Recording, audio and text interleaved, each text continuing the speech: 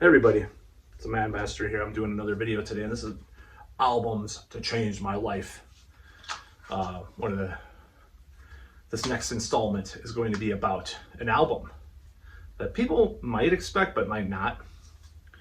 And I pulled this CD off of the CD case, even though I do have the double disc as well. But hey, you can pull. I just wanted to be in the video. The single disc is cool too, you know.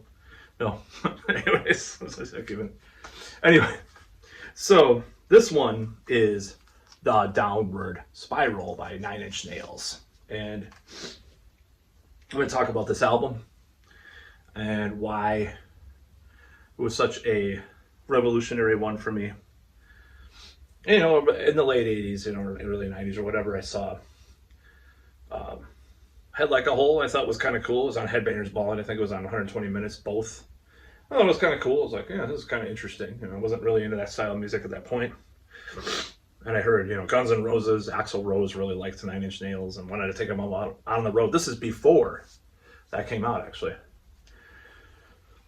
So, yeah, it was interesting to me. I wasn't really like super interested. I was into Megadeth and Metallica and Iron Maiden and Judas Priest and DRI and Suicidal at the time, you know, bands like that. I was really more into that stuff, and Misfits, Danzig, Samhain, obviously. Obviously. Queensryche, a lot too, you know. And I was into that stuff, and I wasn't really that like interested into industrial music. So the impetus for getting into that is like I started to make friends in high school that, you know, they were on various platforms like early social media, which was called the BBS because it was local ones. And they were hanging out with a lot of different kinds of people. And some of these people were in college and they were tech nerds and stuff. Of course, they were on the BBSs before their ubiquitous state of social media now. So the first time I heard Nine Inch Nails was probably from my friend. And I saw the Wish video and I saw, you know, some of that stuff. And I was like, yeah, this is pretty good. And the more they played it, the more I liked it. And Downward Spiral was the moment that I got in, what I really was a convert into that, because I had borrowed this from my friend, not this one, but I think it was the same one actually, the same edition, I believe. So it's cool. It's Halo 8. So I'm going to digress a little bit, but Trent Reznor liked to do this thing called Halos. Like each album was a different part of a series. You had these and singles too.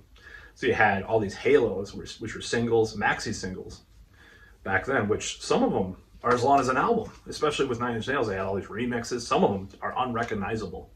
So you're getting more bang for the buck by buying all the singles too. Honestly, you had all these out. You had like 8 releases. It's 8 releases. So Halo 8 is the 8th Nine Inch Nails release. However, as far as the chronology of the albums, well, obviously Broken is not an album, it's an EP, but it's the second full-length album. So that's how much stuff he was putting out there at that time. So it was really cool. I listened to this, and, you know, I was already getting into like Pink Floyd, The Wall, and, you know, just different stuff. I was very interested in Voivod at that point.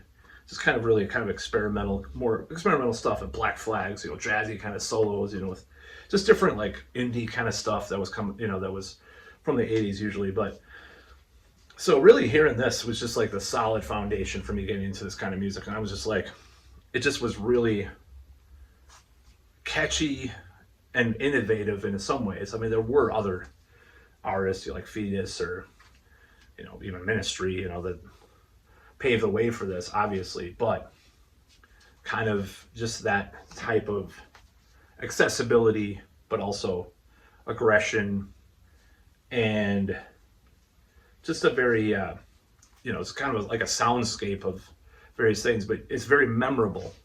So when I got in this, and of course, let's not disregard one factor here, and that is teen angst, because when you're 15 years old and you see people around you, especially guys your own age getting girlfriends and doing the wild thing, so to speak, and you're just sitting in your room alone with your combing your mullet or whatever,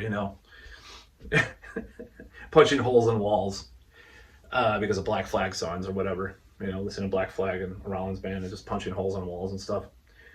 When you hear stuff like the Downward Spiral and you're depressed and you get into like that thing, it's kind of a catharsis, but it's also like a indulgence into that feeling as well. So I used to talk about how it was kind of this weird contradictory dichotomy by listening to such music as that. But yes, this really got me into like electronic music in general. I'd already heard some of their other stuff, and then later Skinny Puppy, was that to say, like this series, I'm not saying that this is like my favorite electronic artist or anything like that. I'm just saying that this is what got me into a lot of what opened the door the most, the widest. So Skinny Puppy is still my favorite of all those bands or all those musicians. But yeah, I got into the Nine Inch Nails Downward Spiral. I saw, excuse me, I just had some stuff. The Downward Spiral tour I saw it live, and it was crazy. And years later, I got to see Nine Inch Nails again, like exactly 20 years later.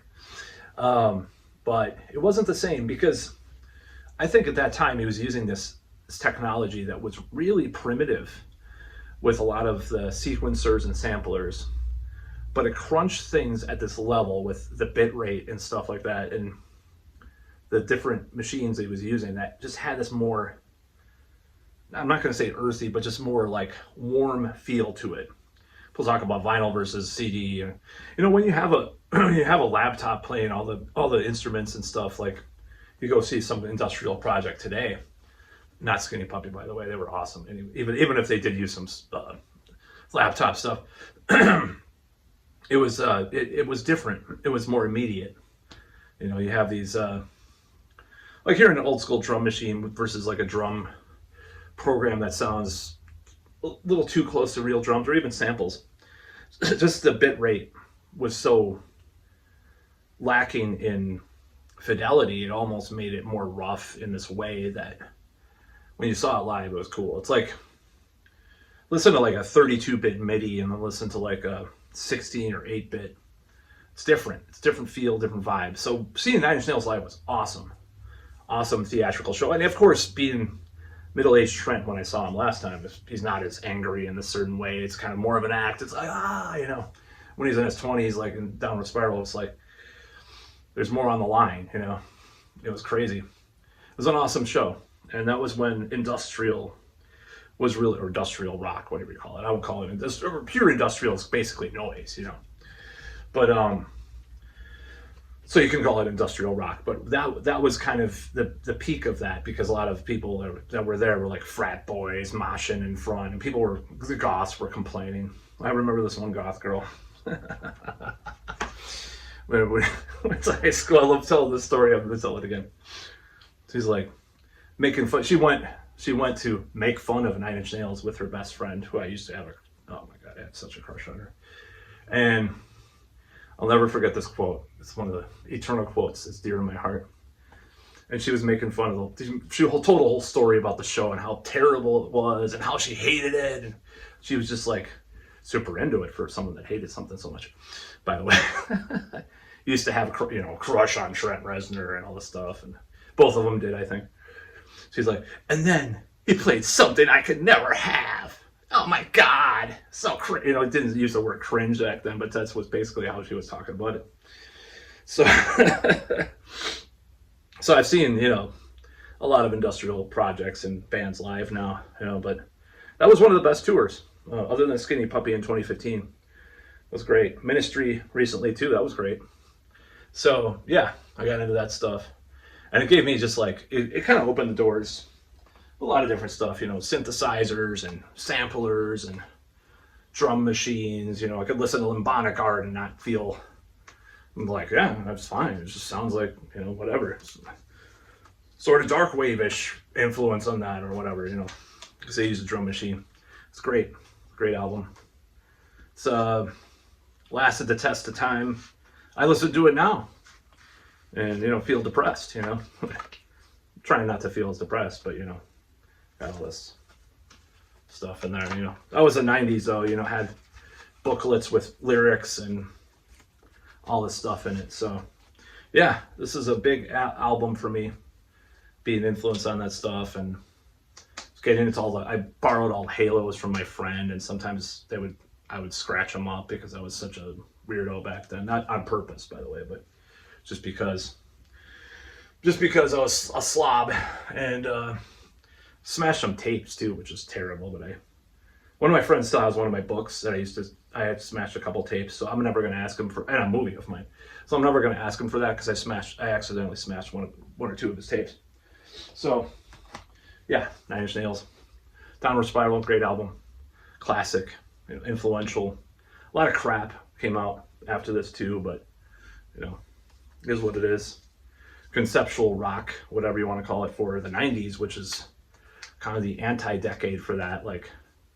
I know there was Smashing Pumpkins as a concept album too, but and Dream Theater's Scenes from a Memory came out later that decade too, and all sorts of stuff from Europe that was conceptual too. I mean, Nightfall in Middle Earth, come on, But for that smug, snobby American snob alternative mentality, it's kind of a big deal to have a concept album. I mean, there's no wanky guitar solos. There is plenty of, it sounds like Metallica heavy metal riffs, so anyways, that's about all.